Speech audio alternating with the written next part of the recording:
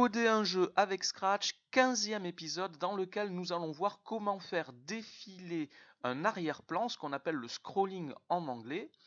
Dans certains jeux, il peut être intéressant, plutôt que de déplacer le lutin vers la gauche ou vers la droite, ou verticalement, on peut aussi, au lieu de faire bouger le lutin, donc de faire défiler l'arrière-plan, comme vous le voyez ici dans les deux exemples sur l'écran.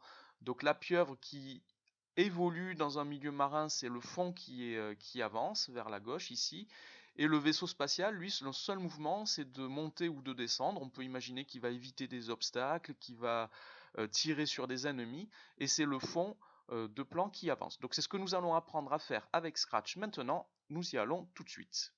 Alors, nous y voici. J'ai donc la pieuvre qui est mon lutin ici, j'ai déjà écrit un script qui permet de faire défiler les costumes, une position initiale et puis les costumes qui défilent.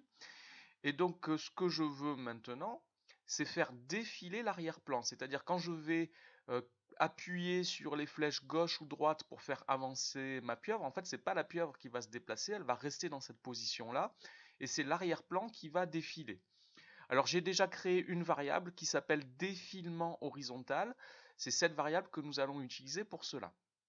Alors pour faire avancer un arrière-plan, on pourrait penser qu'on va écrire un script dans l'arrière-plan, dans mouvement par exemple. Or si je vais dans les scripts mouvement, donc là je suis sur l'arrière-plan, je ne suis pas sur le lutin, il n'y a pas de bloc pour le mouvement de l'arrière-plan. Donc on ne peut pas faire bouger un arrière-plan comme ceci. Hein, si vous regardez dans apparence, son, données, vous avez événements, vous avez des blocs qu'on peut utiliser, mais il n'y a aucun bloc de mouvement utilisable pour un arrière-plan. Donc ici, l'astuce, ça va être d'enregistrer l'arrière-plan en tant qu'image et de la récupérer en tant que lutin.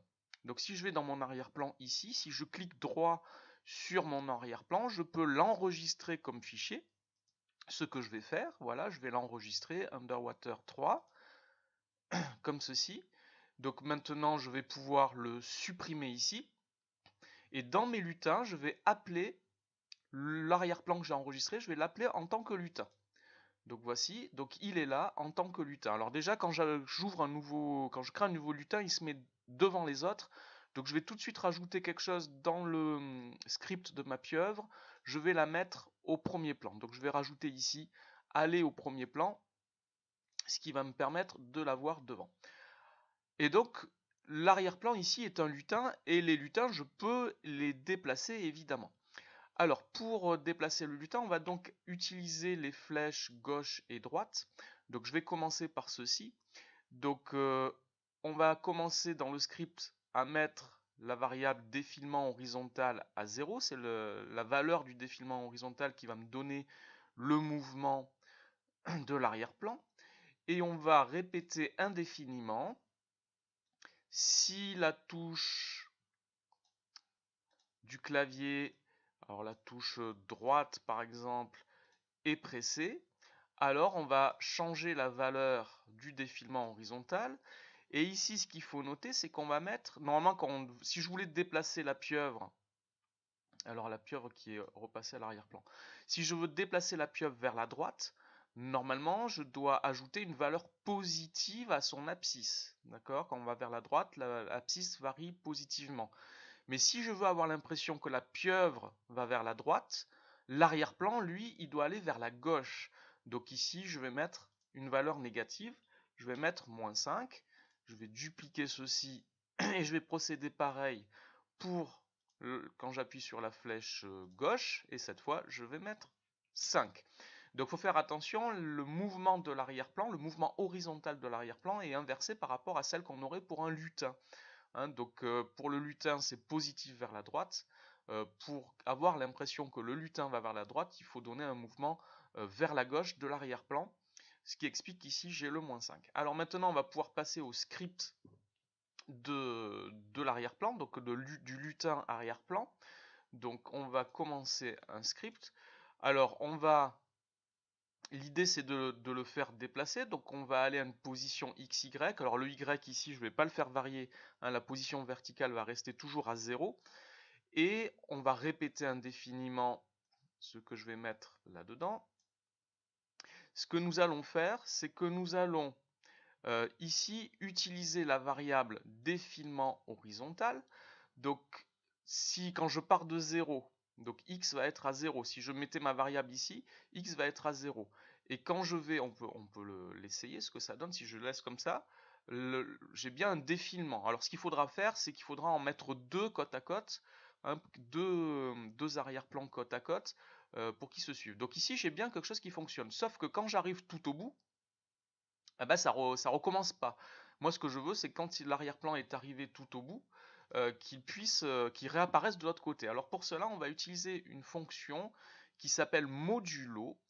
Et le modulo donne le reste de la division euclidienne. Et ici, nous allons diviser par 480. 480, c'est la dimension de l'écran horizontalement. Il y a 480 pixels horizontalement.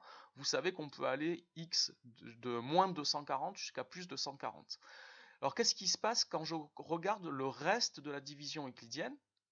Ben, tant que la variable est plus petite que 480, bah, si je divise 10 par 480, le reste ça va être 10. Si je divise 400, le reste ça va être 400.